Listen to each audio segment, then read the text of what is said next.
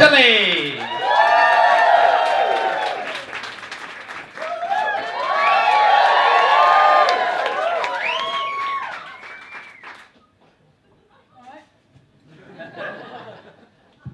You guys having a good night?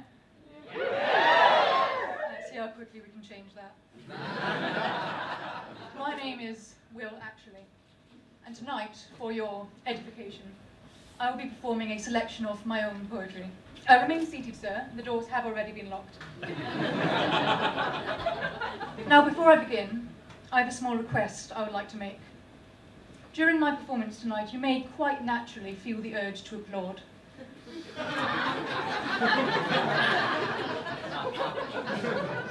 I would kindly ask that you refrain. Any such crass display could risk destroying the effect that I'm trying to create tonight, sir. If you do feel overcome and wish to show your appreciation, simply snapping your fingers will suffice. Shall we try it together? On three. 1, 2, 3. I guess I will have to do. Now, the first piece I'll be performing for you all tonight is on a subject very close to my heart. It is a celebration of good old-fashioned, healthy, heterosexual male bonding.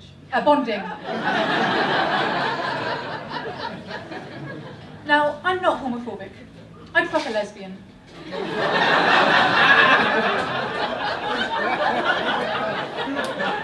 But I do worry that in our modern, progressive, permissive society, the feelings of the straight man can often go overlooked. I call this piece No Bromo. Bro.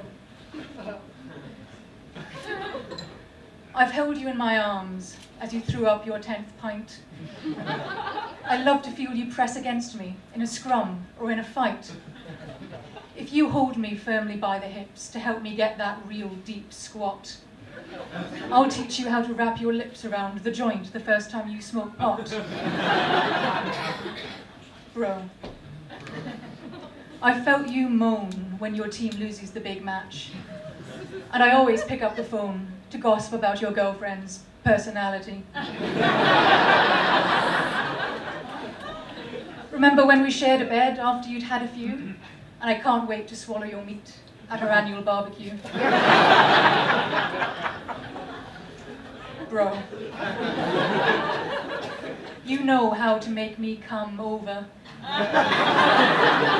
to play Xbox during the day. Or else to watch porn together. Only lesbian though, or else it'd be gay. I love it when we have sex.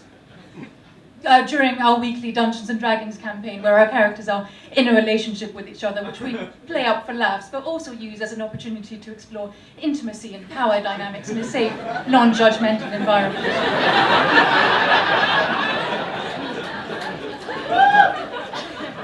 But bro, when it's late at night and the girls have gone, I'll be your player too, if you'll be my only one. But no homo, thank you.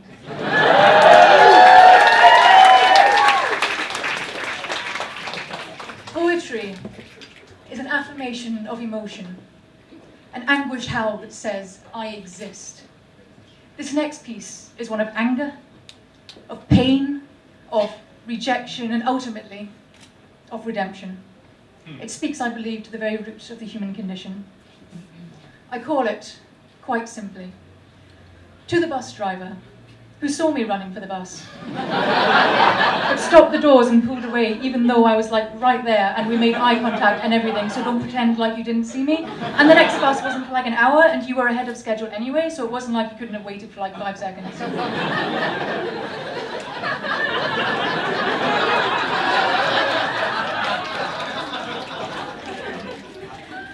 Fuck you.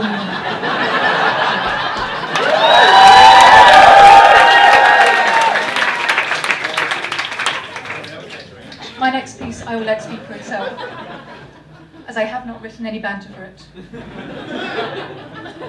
Lorraine. Pain. Pain. Pain. Pain. Pain. Lorraine, my lady of pain. You entered my life like the rains in Spain, insane. A fire sweeping over the plains, running through my veins is your name, Lorraine. The first time I saw you, all else turned profane. Stop my tongue, should I speak any name but Lorraine? Lorraine. If not for the rain, I never would have seen Lorraine. It was a day in May that some call Beltane. Seeking shelter from the weather, I entered your domain, a coster on the corner near the flat of a friend I knew from uni, whose last name rhymes with Lorraine. She, behind the counter, label pinned to her frame, declaiming her name to be that self-same Lorraine. Her hair, which was long and grew mostly from her head, was arranged across her shoulders, understated and plain. She had well-defined lips and legs like the rain, breasts like the ocean, and a symmetrical frame. The perfect woman. She moved like an avalanche. I didn't stand a chance, a glance straight through me, her eyes distant and vast. That's how I knew she was into me. I wanted to ask for her number, or what time she got off, and whether someone like me might be up to the job, but it wasn't ordained. For even as I stepped forward, some phrase perched on my tongue, guaranteed to make any woman laugh.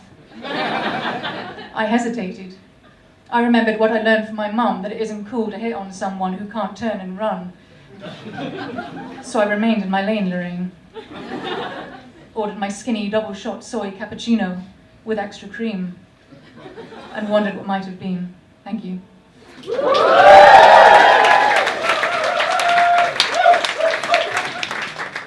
You've all been wonderful tonight, and that's why I'm only going to perform one more piece for you.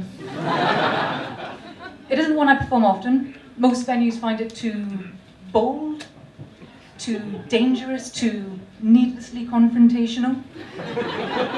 But I'm not one to shy away from controversy, and I will not apologize if I offend.